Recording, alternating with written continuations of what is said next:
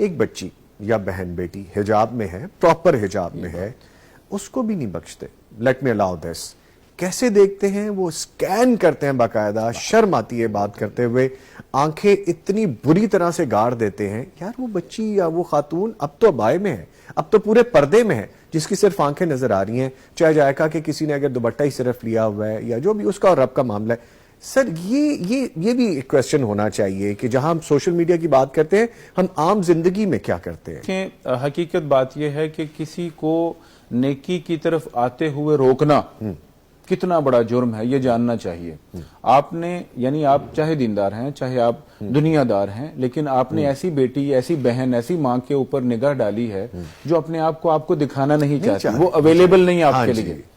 وہ اپنے آپ کو الاؤ نہیں کرتی کہ آپ اسے دیکھ پائیں، وہ الاؤ نہیں کرتی آپ کو.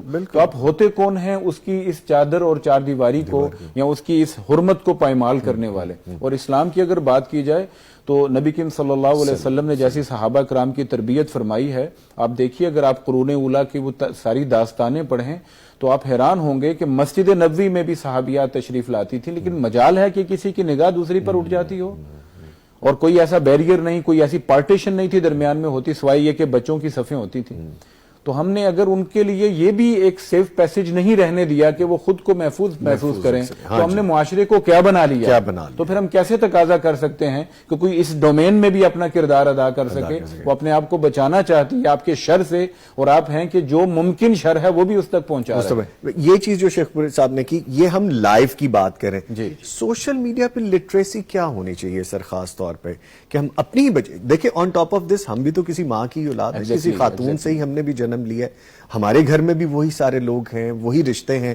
باہر آ کے وہ سوشل میڈیا کا دور ہو، سوشل میڈیا پہ ہم باہر آ جائیں یا ہم عام زندگی میں باہر نکلیں، کیا لٹریسی ہونی چاہیے؟ بیسیکلی یہی تو ہم جہاں سے بات شروع بھی کی تھی کہ والدین جو پہلی درسگاہ تو وہی ہے نا. ایون والدہ، یعنی بہت چھوٹا بچہ بھی، اگر 4 سال کا بچہ، ہم نے یہ مثالیں دیکھی ہیں کہ 4-5 سال کا بچہ بھی جب اس کو سکھا دیا جاتا ہے تو وہ کسی ایسی چیز میں انوالو نہیں ہوتا.